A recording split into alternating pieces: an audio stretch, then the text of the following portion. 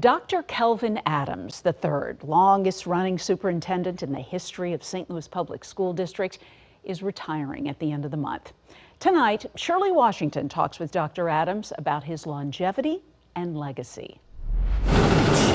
Welcoming students on the first day of school was a priority. I will no longer be superintendent. For St. Louis Public School District Superintendent Dr. Kelvin Adams, who is retiring December 31st. There's a sense of accomplishment that has taken place, obviously fully accredited, the recent bond that occurred. While his list of accomplishments is long, including a balanced budget, Dr. Adams says he is most proud of one thing in particular. In a word, it would be stability, the ability to create a stable environment for students, staff, as well as the community and parents. During Adams' 14 years of leadership, the school district pushed through many challenges, including the COVID-19 pandemic, which resulted in mask mandates and virtual learning. We've had a lot of different kinds of challenges.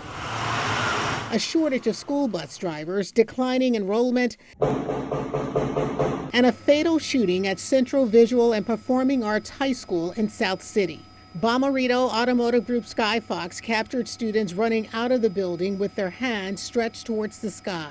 I don't know that I have enough words to describe what I thought at that time. The gunman, a CVPA graduate armed with an AR-15 and more than 600 rounds of ammunition, shot and killed a student and a teacher and injured several others before he was killed by police. I was shocked, I was surprised. While Dr. Adams mourns the lives lost, he is thankful for the lives saved by law enforcement. I think ultimately we have to do something about mental health, and I think we have to do something about the use of weapons.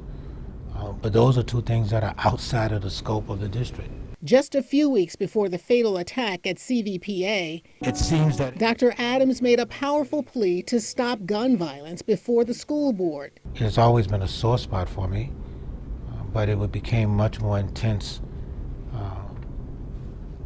because I just felt that there was nobody talking about it in the way that it needed to be talked about. He says he never imagined the gun violence he spoke so passionately about would happen inside a school in the district. I was overwhelmed by the fact that this had occurred. Or that he would be spending the last days of his career making sure CVPA is renovated so students will not see reminders of the tragedy that happened here when they return to school. They believe that they walk into a new environment, changes the dynamic. They're not looking at a door or a window the way it looked when they left.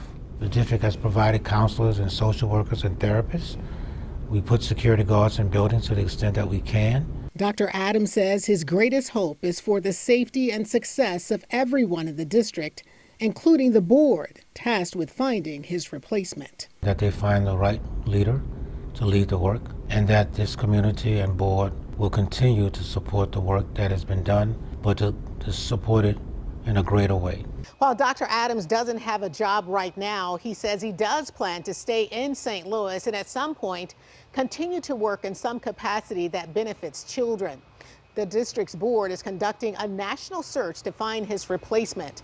Meantime, Dr. Nicole Williams, Adams' chief of staff, has been named interim superintendent of the St. Louis Public School District.